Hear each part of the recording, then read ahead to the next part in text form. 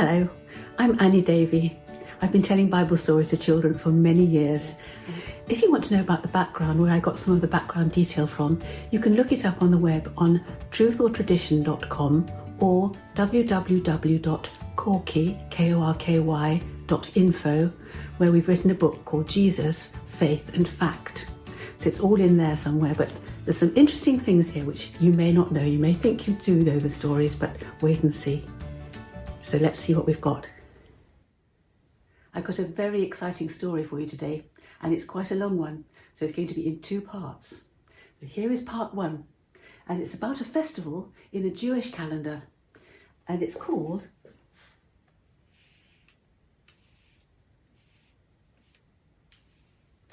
Purim.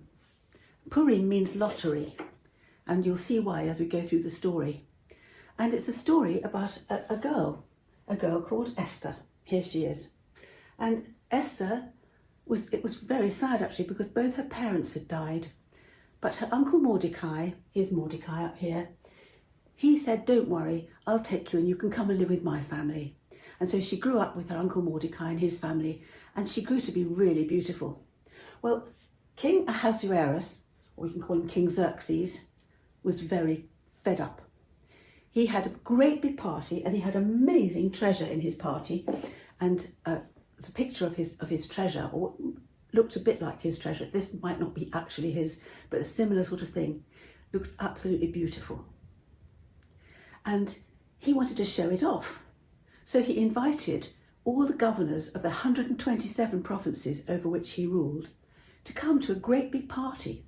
And there was wine and food and beautiful things happening.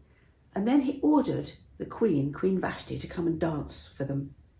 But she knew that by that time they were all drunk, and she just didn't think it was suitable to go and show off in front of them when she wanted to keep her talents for the king, not for a bunch of people who'd come in just to gawp at her.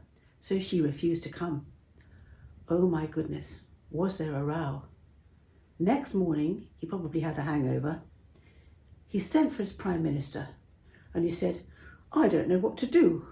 Queen Vashti wouldn't come last night. She wouldn't come and dance."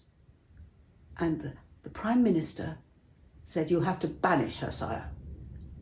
Banish her?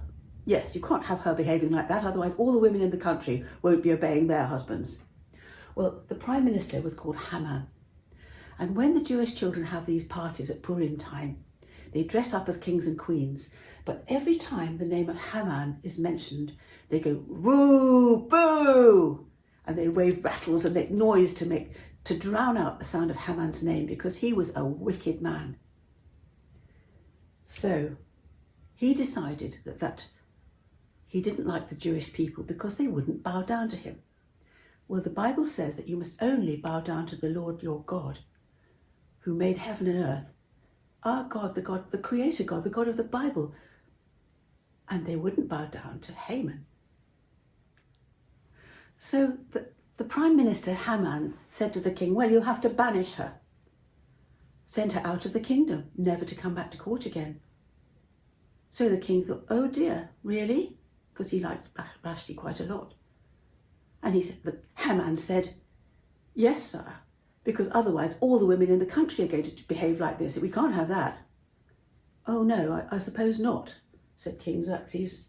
He wasn't really a very strong king. So Vashti was banished, and the king began to feel rather lonely and rather sad. So he called for the Prime Minister again, and he said, "I don't know what to do. I'm lonely now because you've made me banish Vashti." So the Haman had another idea. He said, "Well, I'll tell you what, sire, we've got plenty of young, beautiful women around. You've got 127 provinces to choose from. Why don't we have a beauty competition? And we'll have a sort of Miss World, and all the girls can come and dress up in their best clothes, and they can walk up and down in front of your majesty, and you can choose the most beautiful one that you think you'd like to have as a wife." "Ooh," said King Xerxes, "now there's an idea." So the decree went out that all the beautiful girls were to come to the palace on a certain day. It was a fantastic palace, beautiful picture of it, I'll show you in a minute, with 100 columns and a great throne room and It was a wonderful occasion. But Mordecai said to Esther, who'd grown up by this time to be a beautiful girl, let's put you in for that. I'll get you a new dress. She said, oh, I couldn't. He said, yes, you can. Go on, let's put you in for it. So when the day came, Esther put on her lovely robe, and as she walked in front of the king, he looked at her with her eyes out on stalks. Oh, she's beautiful.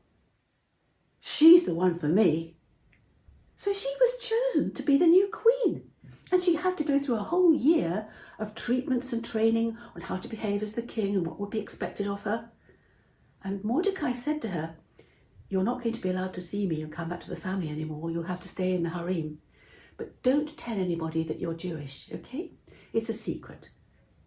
We just keep it quiet for the moment.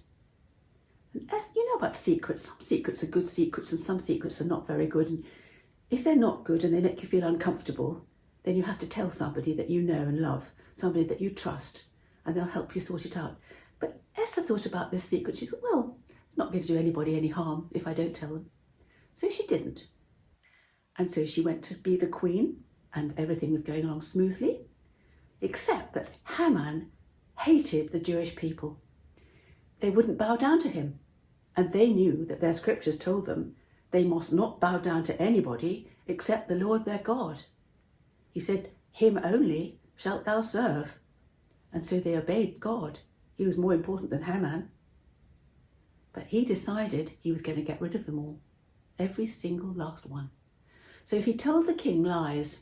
And he said, you know, Your Majesty, there's this group of Hebrews who live in our land who are actually quite dangerous, and it would probably do you a lot of good financially too if we got rid of them.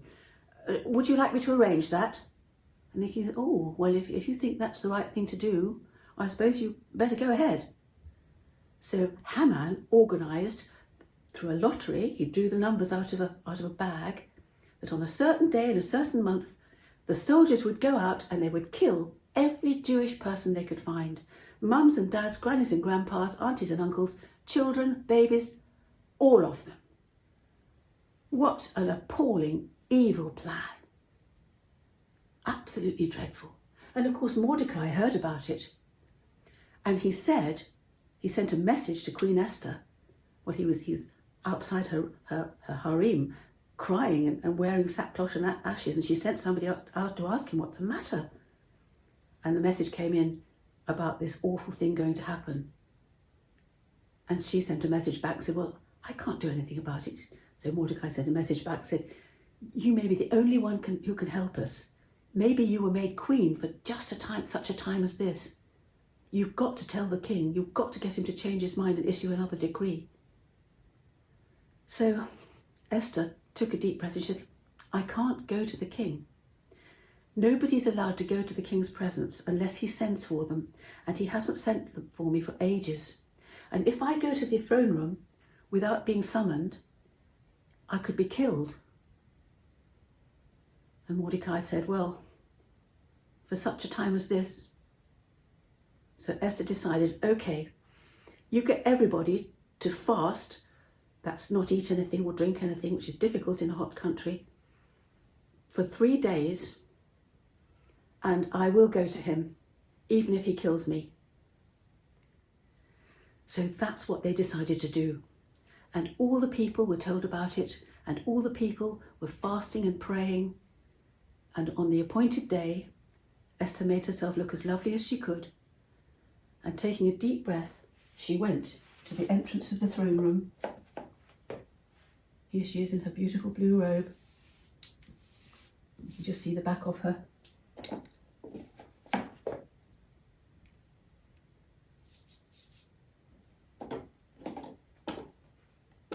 And King Ahasuerus, King Xerxes, was sitting on his throne.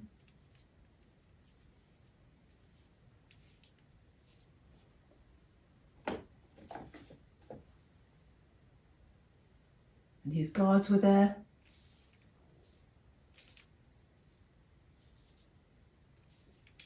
With their spears. And Esther knew that unless the king held out his golden scepter towards her, she could be dragged away and killed.